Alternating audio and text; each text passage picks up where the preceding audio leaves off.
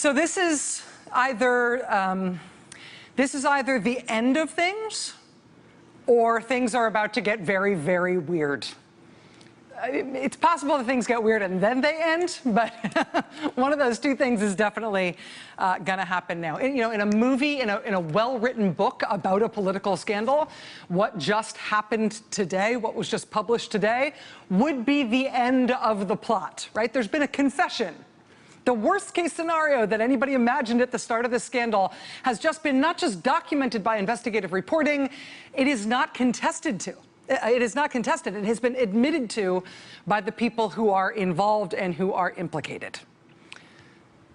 This is where plots end, right? Somewhere in a parallel universe, somebody's beach read novel about the biggest American political scandal since Watergate, and maybe the biggest political American scandal ever, somebody in a parallel universe reading this book has just finished their book. It's come to a tidy end. And now they're thinking maybe they'll switch to sci-fi for something more realistic the next time. But this is not a novel, this is not a movie, this is our real life. And now we have to figure out what is going to happen next, what ought to happen next, what is likely to happen next, now that the Trump campaign has admitted that they worked with the Russians during the campaign. The Russian government did meddle in our election last year to try to hurt Hillary Clinton's chances, to try to help Donald Trump's chances. The Trump campaign, after all those months of denials, all those vehement denials up to and including the president himself, the Trump campaign now admits that it knew that Russia was meddling in our election to hurt Hillary Clinton and help Donald Trump. They now admit that they were informed of that fact early on, even before the first news reports to that effect, and learning that that was happening, the Trump campaign's response at the highest level was that they tried to help the Russians in achieving their goals. Now that that has been conceded, what happens next? I mean, as of this time last night, the New York Times was reporting that its reporters had seen documentation that indicated that the Trump campaign knowingly took a meeting with a representative of the Russian government during the campaign in an effort to try to get damaging information on Hillary Clinton from the Russians. Since then, the Times itself and a senior Trump campaign advisor, namely the president's eldest son, they have published that documentation. The meeting in question happened last June. It previously had been a secret meeting. That secret meeting has now been made public, along with the circumstances of how it was arranged, via an email chain that explicitly spells it out more emphatically than anybody would have ever imagined at the start of this scandal. It spells it out more simply and more explicitly than any fiction writer would have ever tried to get away with. I mean, the quotes from the emails are astounding. Right? The Crown Prosecutor of Russia is offering to provide the Trump campaign with some official documents and information to incriminate Hillary Clinton. Very high-level and sensitive information. It's part of Russia and its government's support for Mr. Trump. They get that in writing. The immediate response from the Trump campaign 17 minutes later is, oh, can we do a call? And it turns out they can do better than a call. And within a week, a Kremlin-connected Russian lawyer who was described to the campaign as a Russian government lawyer, and also apparently her translator, they are ushered into a top-level meeting with the Trump campaign at Trump Tower, attended by Donald Trump Jr., Jared Kushner, president's son-in-law, and Paul Manafort, the campaign chair. Credit to the New York Times for forcing this information out into the open, right? This is obviously the end product of a long, tough slog in terms of investigative reporting. At the same time, though, you didn't really expect it to arrive on a silver platter like this, did you? And they're not even 6 months into this administration, and they're confessing to colluding with the Russians during the campaign. Now that that has happened, it seems like there are two possible paths that this goes from here. I mean, again, I don't want to lose track of the big picture. In any normal political circumstances, we would be at the end already. This would be the end of the road with the clear admission of guilt. The worst case scenario, yeah, we did it. But it turns out in real life, life goes on. So this is like we're standing at the edge of the pavement. The road has in fact ended, but now we've got to find like little deer tracks through the woods to figure out where we're going to go from here now that we got to go off-road. And I think there are two possible paths in the immediate future in terms of where we go off-road. Now that we've had a confession, what's next? I think there are two kind of hard to see, but I think the White House probably sees it as a clear choice, and I think we should watch for both of these starting to become evident. The first one to watch for is that the Trump campaign, Trump White House, maybe even the president himself, may try to turn this into a big counterattack that not just distracts from what they have just confessed to, but tries to make it into a competing scandal that hurts their enemies instead of hurting themselves. You're seeing the seeds of some of this already in the conservative media reporting on today's events. This meeting between the Russian lawyer and the Trump campaign was purportedly set up to discuss negative information about Hillary Clinton that's somehow related to Russia. You can already see the conservative media and some Republican members of Congress trying to turn the narrative to instead be about Hillary Clinton and her campaign, or to otherwise turn the story inside out. Tomorrow, there's going to be a confirmation hearing in the Senate for the Trump administration's new nominee to head the FBI, the man they want to replace James Comey, who the president fired, he says, because of the Russia investigation. Imagine the internal dynamic that has to exist inside somebody nominated for that job, right? On the one hand, I've been asked to become head of the FBI. On the other hand, I've been asked to become head of the FBI because the president just fired the last head of the FBI because of the Russia investigation. What's it like to go through that decision-making process to decide, yes, you're going to accept the honor of that nomination? So we will learn a lot more about Christopher Wray, the new FBI nominee, tomorrow. But at that confirmation hearing tomorrow, and also at the upcoming Senate hearings on the Russia investigation that we are expecting in the next couple of weeks, watch for Republican senators to try to mount a counterattack on the main narrative of this scandal. The Russian woman who came to Trump Tower and took this meeting with Don Jr. and Paul Manafort and Jared Kushner, at the time of her visit to the United States for that meeting, she was working on a legal case that was being handled in the Southern District of New York. It's related to Russian money laundering on a massive scale. That case links back to a scandal in Russia, to a U.S.-born businessman who had a major investment firm in Russia before the Putin government decided to turn on him and basically eat his business. Ultimately, U.S. sanctions on Russia resulted from that whole mishegas. Republicans and the Trump White House and parts of the conservative media are starting to signal that they are going to try to make that case, that Russian scandal, that money laundering case, the case that this Russian lawyer was involved in when she came to New York for that meeting, they appear to be gearing up to make that case itself seem like that's the real Russia scandal here. It does not make sense yet. I will not try to make it make sense here on TV, but if you're watching for it, you can see it. They have started to lob nebulous allegations about whether there's some connection between that Russian case and the dossier of unverified and salacious raw intelligence reports about Donald Trump that caused such a stir when it was first published by BuzzFeed this past January. Republicans and the conservative media have started to raise questions about whether there is something untoward or scandalous about how that Russian woman who came to Trump Tower and took that meeting got permission to enter the United States last summer to take part in that legal case about the money laundering on that same visit where she also took that meeting in Trump Tower. And I know that it just sounds like that was a list of dots without connections between them. That's how I mean to put it out there. There is no meaningful counter-narrative against what has just been confessed by the Trump campaign.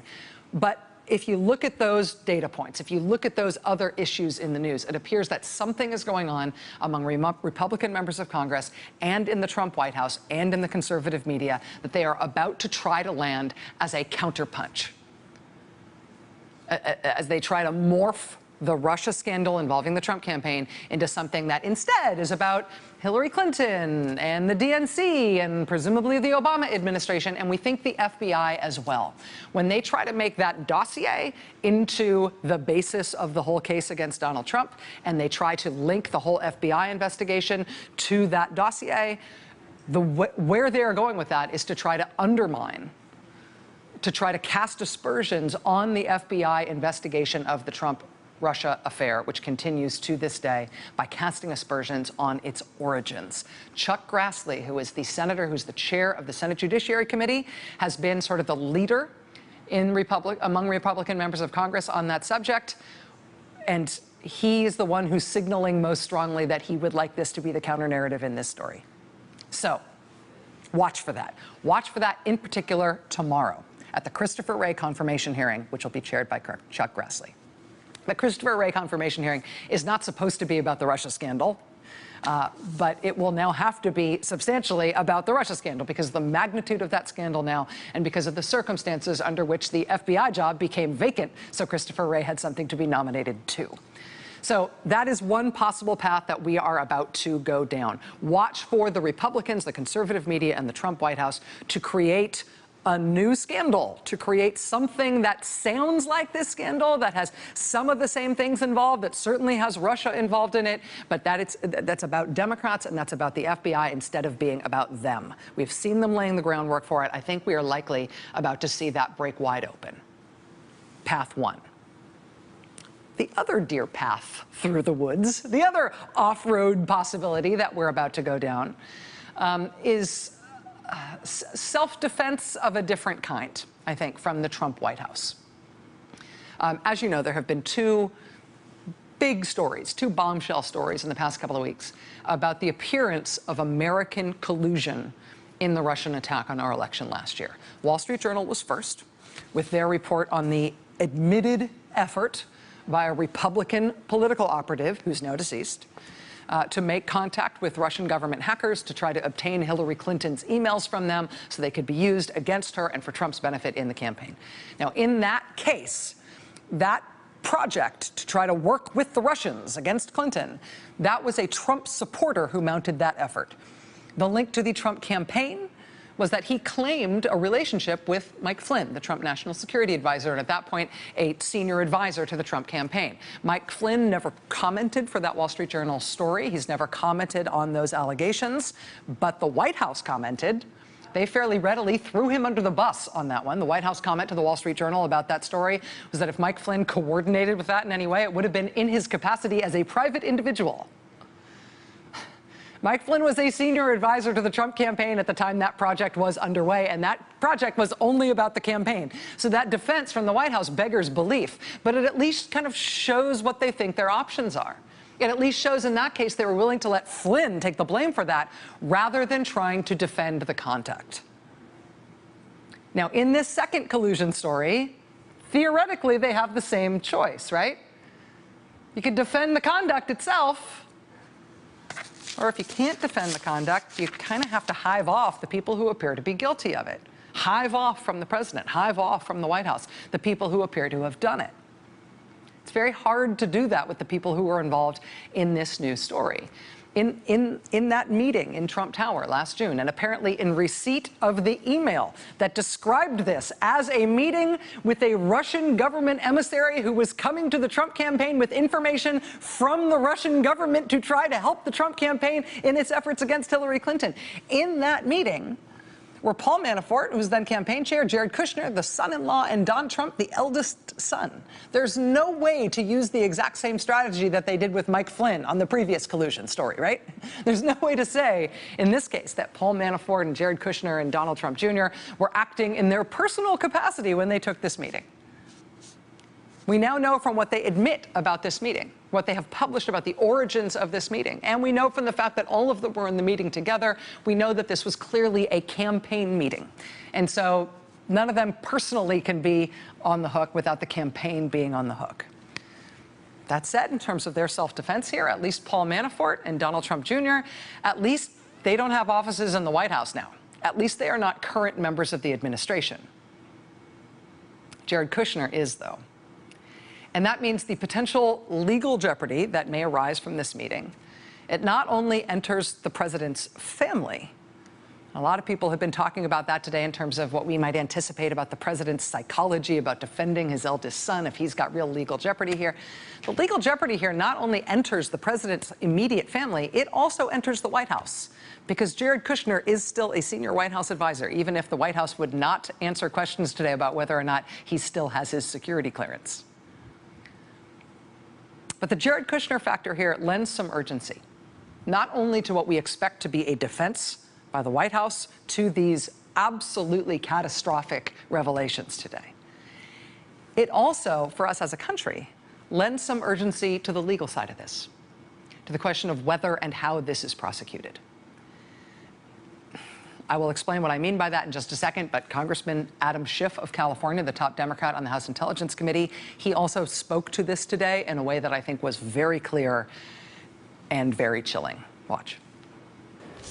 The most serious risk to the country, I think, is that the Russians possess compromising information, what they call compromat, that can influence this president's conduct of American policy. The Russians know about this meeting. They were behind organizing the meeting. If there are other meetings that the Russians know about, if there are other interactions with the Trump campaign the Russians are aware of, that is something they can hold over the head of the President of the United States. And the American people need to know that our president is acting on their behalf and not acting because he has a fear that the Russians could disclose things that would harm him or his family. The issue is coercion. The issue is potential coercion exercised by a foreign power over people who are in very powerful jobs in the U.S. government right now. Everybody's expecting the Robert Mueller probe, the special counsel probe, to move very slowly, to unfold over a period of months and maybe even years. And, you know, politically, just in terms of our civic health as a nation, there's reason not only to expect that it will move slowly, but to hope that it would move slowly, right? To hope just for our ability to be resilient as a country in the face of a scandal like this. There's reason to hope that that probe goes slow, that it is deliberate, that it is clear to everybody, whether or not you start off as a Trump supporter or a Trump opponent. There's reason to hope that that probe goes slowly so that everybody agrees that no stone has been left unturned, that there is no question, but there was a diligent, thorough degree of due process, that all the evidence was examined and explained, every possible innocent explanation was explored, every little bit of exculpatory evidence was fully honored, right? If we're going to get to somewhere through that investigation that feels like a resolution, everybody has to be on board that investigation was not rushed, that those investigators were not pushed along by political winds, right? That they did it and covered all of their bases. You want everybody in the country to believe that by the time that investigation is done. But there is also now direct evidence, uncontested evidence of people in the Trump campaign at the highest levels conspiring with a foreign adversary to influence our election. Now, whether or not the list of people in the Trump campaign who did that extends to and includes the president himself, it would appear to include at least one person who is working now at the highest levels of the White House as a senior advisor with responsibility for a lot of the most sensitive aspects of, say, American foreign policy. We learned about this meeting with a Russian emissary between Donald Trump Jr., Paul Manafort, and Jared Kushner, who now still works at the White House. We learned about it from the New York Times. But the Russians, before the New York Times ever knew about it, the Russians knew about that meeting too.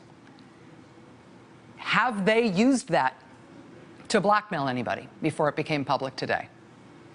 Is there anything else that they know about in terms of the behavior of the Trump campaign, the behavior of Jared Kushner, that they are using or that they could use to blackmail, to exert coercion in order to get the United States to do stuff that is not in America's interest, but is in Russia's interest, because Russia knows what they did and they don't want it known? That issue of potential coercion, of Russia holding this stuff, lends urgency not just to the investigative reporting aspect of this, but also to the question of whether or not the prosecution here moves fast or slow. We'll be right back. Hey there, I'm Chris Hayes from MSNBC. Thanks for watching MSNBC on YouTube. If you want to keep up to date with the videos we're putting out, you can click subscribe just below me or click over on this list to see lots of other great videos.